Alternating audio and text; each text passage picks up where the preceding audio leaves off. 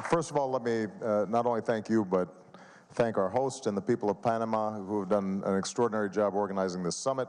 It is a great pleasure to be joined by leaders who I think have done extraordinary work in their own countries, and I've had the opportunity to work with President Rousseff and Peña Nieto on a whole host of regional, international, and bilateral issues, and very much appreciate their leadership. And clearly, President Varela is doing an outstanding job here in Panama as well. A lot of important points have already been made. Let me just say this. When I came into office in 2009, obviously we were all facing an enormous economic challenge globally.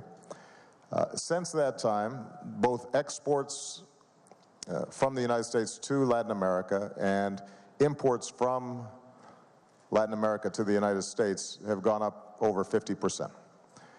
And it's an indication not only of the recovery that was initiated in part by important policies that were taken and steps that were taken in each of the countries in coordination through mechanisms like the G20, but also the continuing integration that's going to be taking place in this hemisphere as part of a global process of integration. And I'll just point out some trends that I think are inevitable. One's already been mentioned, that global commerce, because of technology, because of logistics, it is erasing the boundaries by which we think about businesses, not just for large companies, but also for small and medium-sized companies as well. That's point number one. Point number two is that technology is going to continue to be disruptive. I'm glad that my friend Mark Zuckerberg's here. Obviously, what he's done with Facebook has been transformative. But what's important to recognize is that it's not just companies like Apple and Google and Facebook that are being transformed by technology. Traditional industries are being changed as well. Small businesses are being changed as well. How we buy, sell, market, all that's shifting, and that's not going to go away. And what that means is that going forward, for the hemisphere to continue to experience the growth that's necessary, I think there are a couple of principles that we just have to follow. And some of them have already been mentioned, so I'll just speak to them very quickly. The first is our people have to be the best trained in the world. We have to not only educate our children, but we have to give our people the capacity to continue to learn throughout their lives, because the economy is changing and workers have to adapt. It's going to be very rare where somebody works at one place for 30 years with just one skill. So the investments that all of us have to make in education, not just through primary or secondary schools, but if young people are not going to universities, they can still at least get technical training and advanced degrees, and this is where technology can be our friend. We initiated something called 100,000 Strong to improve the exchanges between students in Latin America and the United States. And part of what we're doing is starting to figure out how can we use technology to reach more young people, not just the folks who are at the top of the economic pyramid, but reach down and access remote areas where suddenly a young person in a small village, if they are linked through the internet, have access to the entire world. And companies, I think, can play an important role because public-private partnerships will make these kinds of investments more effective. Point number two, the issue of infrastructure has already been mentioned. We have a lot of infrastructure we need to build in the United States, and obviously there's a lot of infrastructure that needs to be built throughout the region. The more we can coordinate and work together on infrastructure, the better off we're going to be. Just one example, I came from SICA, the meeting of Central American leaders. Their energy costs are typically 3 times higher than what we pay in the United States. It's a huge impediment to their development. To the extent that we can create a single regional energy market, then the cost of production, of transmission, distribution of energy becomes cheaper for all the countries involved, and you get certain economies of scale. And so part of what some of the Americas can accomplish is to try to work on a regional basis around some key infrastructure projects that will help us all grow. Number three, as has already been mentioned, the issue of broad-based economic development. I was very interested speaking with President Varela about Panama, seen outstanding growth, and yet there's still some remote areas where I know the President has a priority. How do I reach those communities that are isolated, that are not part of that growth process? All of us here have to deal with that, and that includes in the United States, by the way. Because one of the challenges that we're all facing when you look at global growth patterns is that even when economies are growing, the gaps between rich and poor oftentimes are accelerating. And not only is that not good for social stability, not only is that not good for opportunity, it's not good for business. Because the truth of the matter is that when you have a growing middle class and an aspirational poor that are able to access their way into the middle class, then those become the consumers that drive the marketplace, much more so than folks at the very top. There's only so much food you can eat. There's only so many cars you can buy. And at a certain point, if only folks at the top are doing well and we're not focused on broad-based growth, then growth starts to stall. And so taking the steps to train, to educate, to give access to opportunity, to make sure that infrastructure is reaching every place and not just some places, that becomes a very high priority. And the last point I'll make is the issue of governance. President Varela mentioned the issue of violence, and this is obviously something that is of deep concern in many parts of the world, and sadly is still a problem in portions of the hemisphere. And a lot of it has to do with lack of opportunity. But part of it also has to do with the difficulties of establishing strong security if we also are not combining that with transparency, with government accountability, with a criminal justice system and a judicial system that is perceived as fair and legitimate. And so the work that we've begun to do together, for example, Brazil and the United States and Mexico, we're working on an open government partnership that makes sure that records are available and people understand how their government is spending their money, how contracts are let, reinforcing norms around rule of law. Not only does that give us more tools to combat violence, but it also, I suspect, makes investors a lot more interested in investing in a country if they know what the rules are and they have certainty, and political risk is reduced. And again, this is an area where we have to work regionally as opposed to separately, because the narco traffickers don't distinguish between borders. Well, that means we can't either. And fortunately, we have some outstanding partners who've been working together. Panama is one of our best partners. President Peña Nieto has been doing outstanding work with us in seeing how we can coordinate more effectively. But issues of personal security, reducing corruption, governance, those are economic agendas. Those are not simply security agendas. Muchas gracias, presidente.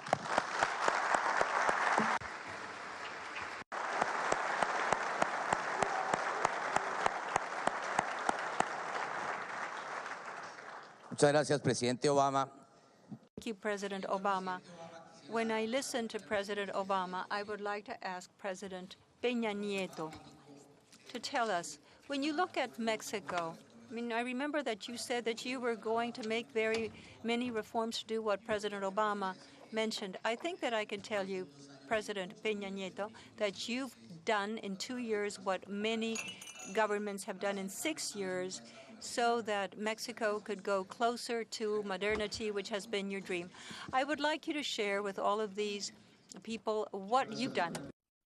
Thank you so much, Luis Alberto. President Varela, thank you so much for your hospitality in organizing this summit. It's a great pleasure to share this panel with President Rousseff and President Obama.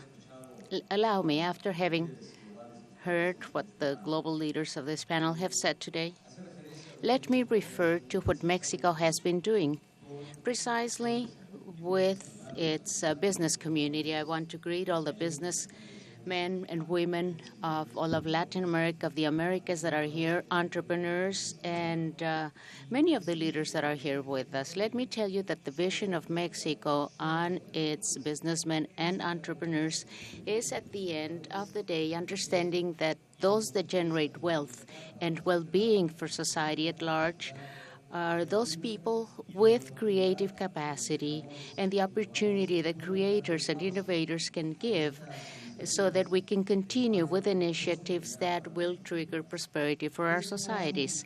And this has meant a change of models, of paradigms in Latin America. And barely just 30 years ago this started. We used to be a region of the world in which the governments, we were the main generators of jobs and eventually the wealth that was being generated. And we were able to see that the governments were not sufficiently efficient for this purpose.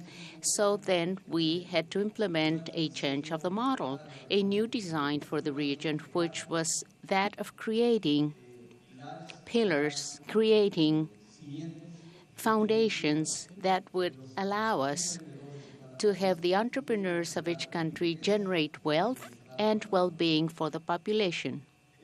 In Mexico, this is what we realized, and this gave way to different changes we've been implementing as of that time. Mexico decided to open itself to the world, to compete with the world through its business community and entrepreneurs. Mexico decided to participate in other global markets with its entrepreneurs. Let me also share with you that investment of the business community, of the entrepreneurs in Mexico throughout the world, 70% is in Latin America and throughout this region of the Americas. This undoubtedly is very relevant. And in the face of this scenario, the government that I had decided that it was necessary to give more capacity and especially new foundations, new scaffolding, new mechanisms, new tools that would allow Mexico in this new route, on this new path, could have a greater economic growth and generation of prosperity for its population. And therefore, we have implemented important structural reforms. We had postponed those reforms, but through this democratic scenario and through the agreement of different expressions at the political level in Mexico, we were able to show that it is possible to have those reforms, many of them mainly aimed at promoting economic growth, and one which is very important at the educational level. Right now, the big challenge of Mexico is to go from education coverage, which in the last century it was very poor, very deficient, to have better quality education with greater coverage. This is the main strength in the training of human capital so that the population of Mexico may access tools that the world is already using, internet access, information technology access, and other reforms as well to support the entrepreneurship of our population. A financial reform to expand the credit level in Mexico, a telecommunications reform to expand competition in this sector to reduce costs of such an important input as telecommunications in the generation of wealth. And one which is also very important, undoubtedly also a paradigm for Mexico, which is the energy reform. And here we have set forth a paradigm which is for the Mexican state to maintain property of hydrocarbons. But now we're opening the opportunity for the private sector to be able to participate in all the productive chain of the energy sector. This is a new model which breaks away from what was established for over 70 years. And undoubtedly, this opens the opportunity so that entrepreneurs, business people may generate wealth and richness in Mexico in this new window of opportunity. I would conclude by saying that it is true Mexico has postponed these changes, structural changes, for many years, but now we're implementing them with democracy. We have reached an agreement for these changes to take place. And now we are materializing, implementing, instrumenting all these reforms that will give Mexico more growth and more prosperity for its population. I would say to conclude that we are in my administration, we are taking care of the implementation of a well-defined path so that more Mexicans will be benefited through their creative capacity and their entrepreneurship. Thank you so much, Alberto.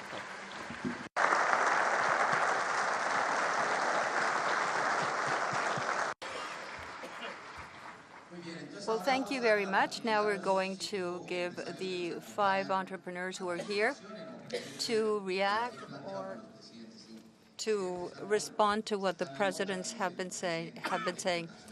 Stanley Mata is the entrepreneur that owns the line that transports us around the world. He's responsible for financial and other services. Stanley, you have the floor. Madam President and Mr. Presidents, on behalf of the CEO Summit and the private sector of Panama, I want to thank you and the other heads of state for participating in this summit. Since Cartagena, the dialogue led by the Inter-American Development Bank has been important in helping frame the structure of what public-private partnerships should look like in the future. Public-private partnerships should include governments, private sector, civil society, and academia. Social innovation can only take place with collaboration between all the parties. We believe that governments should be the host, helping create the ecosystem needed for this collaboration. We think that one of the most important decisions the heads of state can take at this summit is to define the nature of those public-private partnerships going forward. They will determine how we all work together to achieve a more prosperous and equitable society. Please comment on this subject. Thank you very much. Gracias, Stanley. Le daría entonces ahora la palabra a Marco Stefanini. Thank you. I would give Marco Stefanini the floor. He is the founder of Stefanini Solutions, a multinational in Brazil. He is present in 27 countries. Marco, you have the floor. É uma grande honra estar aqui presente com os senhores presidentes. Nesses dias, nós discutimos como nossas economias flutuam. We have been discussing how our economies have grown as a result of the different prices of commodities, as well as the challenges facing the Americas, given the dynamic and the strong competitiveness coming from Asian countries. It is my view that the solution for the Americas would consist in true economic integration and strong cooperation among all countries in the region. We should view ourselves as allies, operating in one and the same ecosystem, and not as competitors. Quite certainly, technology and innovation should be part and parcel of this agenda of building societies marked by more added value, more efficiency, more competitiveness. My practical suggestions are as follows. Why don't we establish a roadmap where proposals and recommendations stemming from this event would serve as a key contribution and input, and also resume negotiations for an economic integration, a more fully fledged integration in the region. Third suggestion, establish a specific alliance towards a modern, contemporary technological infrastructure, plus professional training and development systems, strong investments in content and applications. 2 questions. What is your view, Presidents, on these remarks I just made? Second question, how can we take concrete steps towards advancing in a joint strategy towards innovation and entrepreneurship? I believe these are indeed the 2 key main drivers for us to build a value-based contemporary society. Thank you. I would give the floor to Francisco Risturrieta, who is the CEO of Citigroup in Latin America. It has a very long history in Latin America, and it represents 16% of all of its income thanks to this region. Francisco, you have the floor. Well, thank you, Luis Alberto. President Obama, President Peña Nieto, I am humbled to be this afternoon here and speaking on behalf of the Americas Business Dialogue. Like President Luis Alberto Moreno mentioned, there's a group that has been working for over a year in finding the economic challenges that we have in the region, and more importantly, identifying opportunities for partnering public and private sector together to capture those opportunities effectively.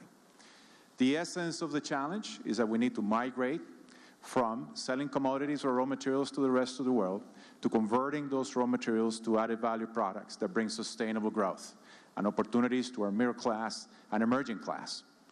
Together, we need to invest in education, making sure that that middle class and that emerging class has all the opportunities possible to continue to contribute to our countries. We need to embrace integration, but that integration needs to guarantee sustainable growth above and beyond simply selling commodities to the rest of the world. That integration should also harmonize regulation to ensure that we can together generate scale. Like President Obama mentioned, the challenge of Central America and the Caribbean in terms of migrating and converting to gas and renewable sources of energy to bring costs down. A very ambitious agenda indeed. We need to make sure that we need to move capital competitively and easily within the region. So those regulations need to be harmonized, standardized, and brought to international standards to make sure that we can capture all the capital we can bring to this region sustainably over time.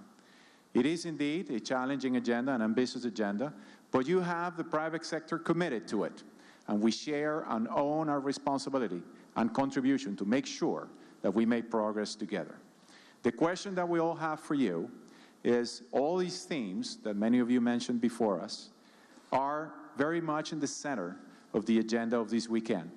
Our question is, will you dedicate time, will you work in specific areas in which the private sector can partner with you to ensure that we make this opportunity a reality for all of us in the Americas? Thank you very much.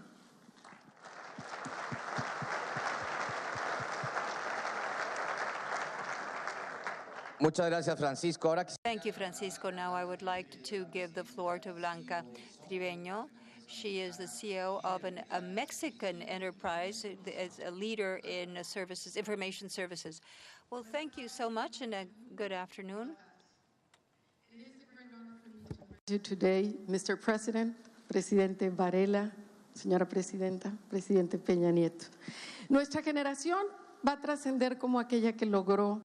Our generation is going to transcend that generation that connected humanity, the generation that made about 2 billion people come to the middle class, and including 4 million people in Latin America. I think that technology, in particular the technologies, the information technologies, telecommunications, have had a very important role in this progress.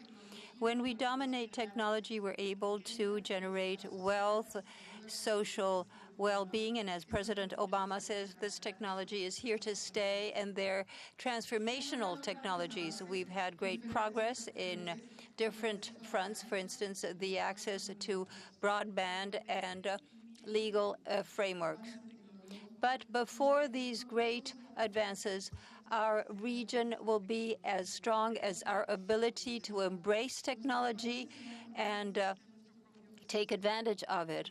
We have to make sure that we are as strong as our technological situation. This is a land of opportunities. In Mexico, we have about 100,000 engineers that graduate every year. We have programs like this one in Brazil, Argentina, and other countries in our region. With this type of panorama, the community of business people in communications technology, we all are committed in taking advantage of this talent. But of course, we have to make sure that we create a region that uses and creates technology. We have natural resources, we have manufacturing sectors that are robust, but we have to make sure that we understand the advancement of technology. That's why I'm so happy that President Obama mentioned this. We have to concentrate on technology and developing the talent that has to go with it. And this is how we're going to create this ecosystem, an ecosystem that will make sure that innovation moves forward and we can face challenges like the challenges that come from the Statistics and Labor Bureau in the United States. It foresees that in 2020 there will be a gap of over 1 million jobs for people that develop technology. We have to embrace the development of globalized societies with a different mentality. We have to embrace initiatives like 100,000 Strong by the president. So now, looking forward, how can we create a better political environment, a better financial environment? How can we work with the governments in this region to make sure that a technological sector moves forward? How can we improve our abilities to make sure that we create technology for the world? How can we create an economy that is boosted by technology? We have the opportunity, we have the people and the ideas. So let's develop the ecosystem that will take us to the next step. Thank you so much.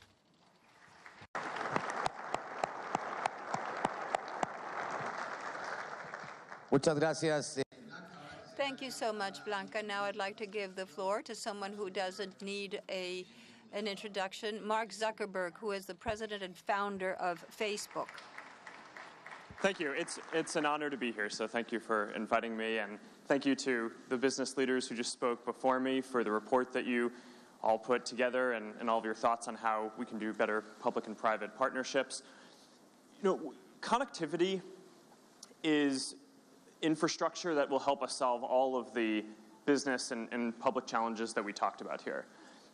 Delivering connectivity is one of the ways that we can make sure that everyone has access to information for education, health information, information on how to get trained for and get access to new jobs, as well as a lot more.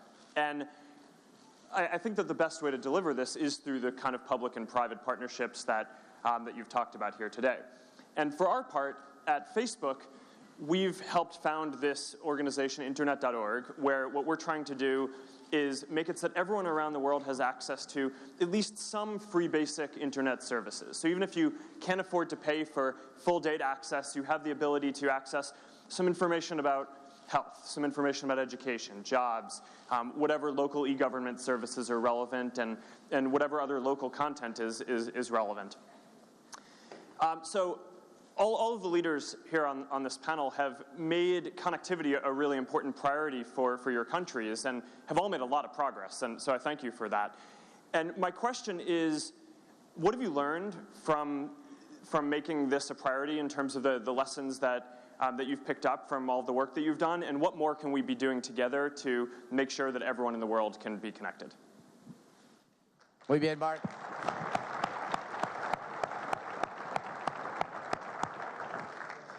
Muchas gracias a todos y ahora Thank you all. Now I would like to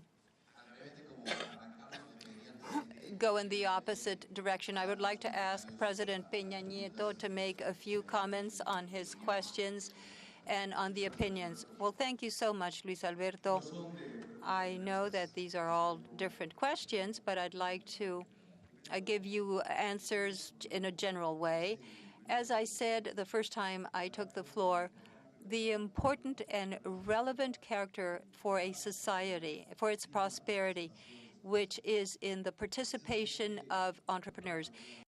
Part of the questions that was asked, are we disposed in this sense? Do we want to open to the participation of our entrepreneurs in the case of Mexico? That is exactly what we were saying. So I believe that the reforms that I referred to, at least some of the ones that I mentioned, are all geared toward opening greater participation spaces for the entrepreneurs in our country and the people that decide to invest in Mexico. But it's also true that one of the great challenges that we want to face, of course, generating prosperity. This all goes through the challenge that was described by President Varela and Obama. We need to make sure that we don't create a generation of greater inequality. That's why governments are there, to bring policies and the instruments, the tools that are necessary in order for those people that have created abilities to be able to bring their projects to fruition. And that's why we have carried out the reforms in Mexico. That's why we have made sure that the development bank gives greater loans. That's why we have had the programs in Mexico so that young entrepreneurs between the ages of 18 and 30 have access to credit. And that's why I believe that the reform in telecommunications that goes hand in hand with what Mark Zuckerberg was saying, the great challenge that it is today to have greater connectivity between our population and access to internet.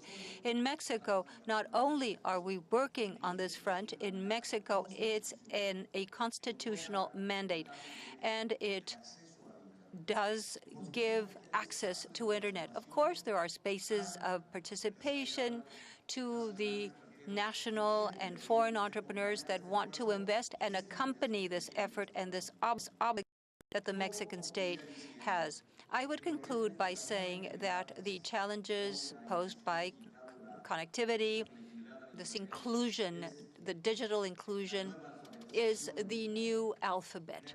It's making sure that people are no longer illiterate in this sense. This is a tool to make sure that there is greater prosperity, that there is investment in science and technology, investment in innovation. And all of this, of course, is only achieved if there is an ideal climate for the development of entrepreneurship in our societies. And that's why we have to be responsible in making sure that our microeconomy is well managed, our public finances are well managed, and the reforms that open up the ability of entrepreneurs to participate in our countries. All of this strengthens the efforts that we referred to, that is to say, the regional integration. We want to make sure that our entrepreneurs participate in a regional and global market, and all this depends on the fact that they have a greater ability in their country of origin. That's what we want to achieve in Mexico. We want to be strong in this capacity, in our competitive abilities, so that our entrepreneurs participate in other markets as well. I do hope that with this statement and with this commitment, that it is clear Mexico is committed, its government is committed more than any other juncture. We are working within the materialization and implementation of reforms so that the entrepreneurs in our countries can grow and have a greater space to grow in. Thank you.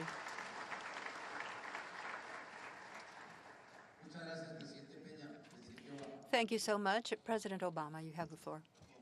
First of all, I want to thank the business leaders who are all here represented, and you had some great spokespersons in the front row. I'll just comment on a couple of themes that ran through a number of the questions.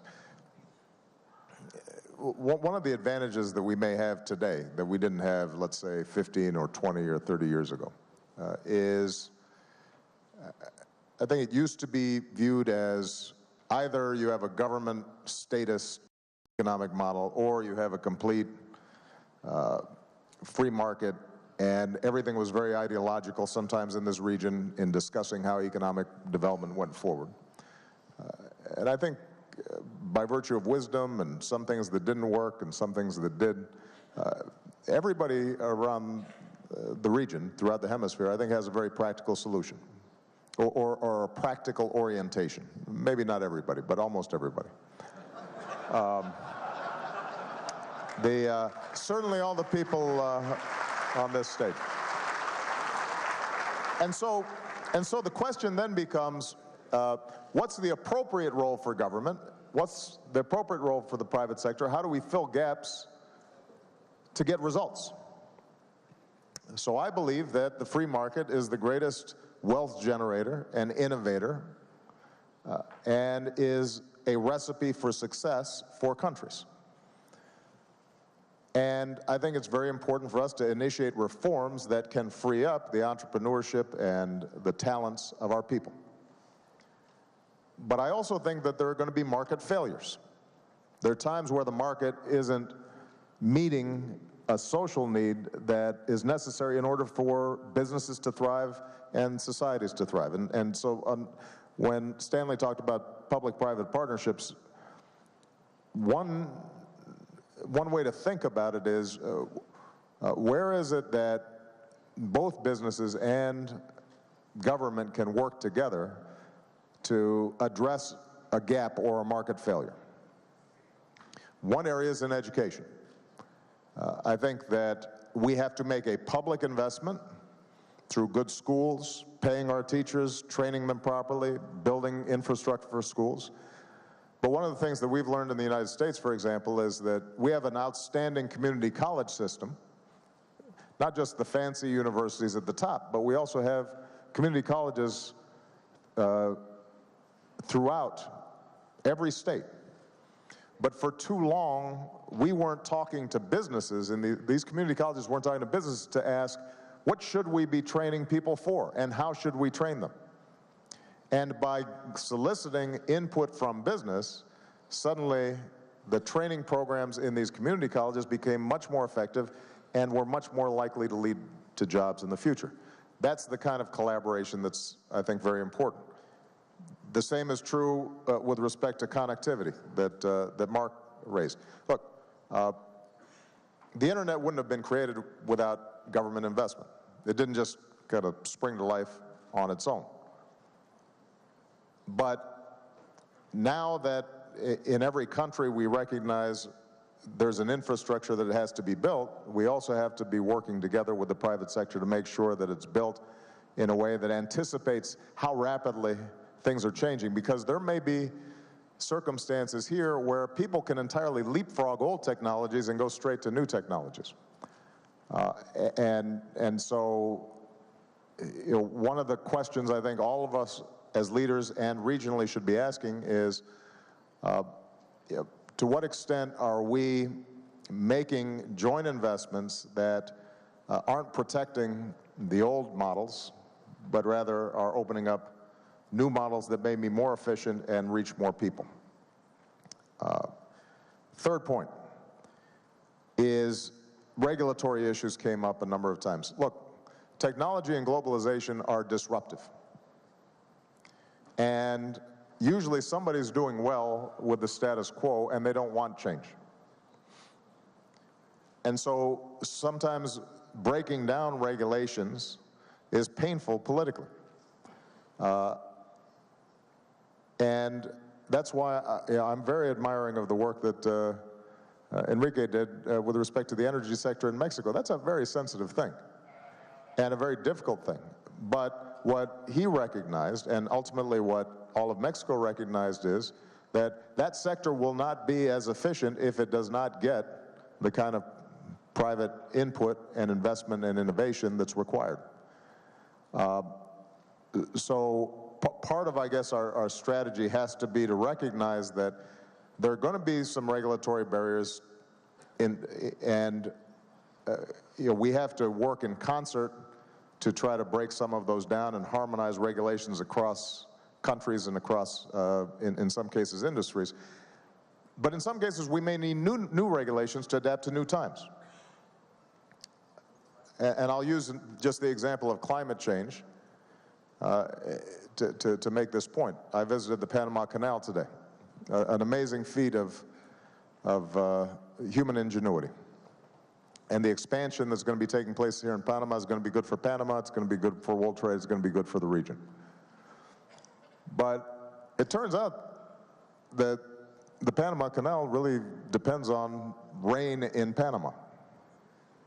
If water is not coming down at a certain level, if seasonal rain patterns change radically, that can have an enormous impact on economic development, not just for Panama, but for the United States and for the entire region. So there's a circumstance where even as we end old regulations that no longer make sense or are inhibiting innovation and growth and investment, in some cases we may need new regulatory approaches to, for example, limit and reduce carbon, and we should do it in an efficient way so that we're harnessing the ingenuity of the private sector. You know, we set a bar, we set a price, we say, you know, you tell us how are you going to reduce carbon, but we need to reduce carbon to make sure that the rains still come so that the canal still works. And that approach to regulation, it's not so much you're for regulation or against regulation, but you're thinking what regulations work today in a practical way to meet our goals. And how do we do it in a way that is the least bureaucratic and the least disruptive, but recognizing that there are still goals that have to be met. And the last point I would make is in terms of specific actions, this was raised earlier. The United States is very committed to working with all the countries that are participating in the summit. We are consulting intensively on a bilateral basis, but we're also very interested in working on a regional level. I mentioned Central America. I've put forward a budget of $1 billion in investment in Central America to deal specifically with some of the issues of human investment in capital and youth, so that rather than young people feeling a sense of desperation and the only recourse they have is to join gangs or leave their country, that they can start an internet company using social media and start marketing goods that are produced in their own countries, in places all around the world. There's so much talent, there's so much ingenuity, but it does require some joint investment and recognizing that we have to think beyond our borders in order to do the right thing for our people. It is good for the United States for some young person in Honduras to have access to the internet, have access to education, and have access to opportunity. It's good for the United States if Brazil is growing at a rapid pace. It's good for the United States if Panama continues to thrive or Mexico is continuing to succeed. And the more we see our economies as mutually dependent rather than a zero-sum game, I think the more successful all of us will be. And so we'll take the list of all the business leaders and we'll work through those lists. I guarantee you that the United States will be more than open to making as much progress as we can before the next Summit of the Americas. And I'm confident that at least the three leaders on this stage, they'll be with me. And then Luis also. All right.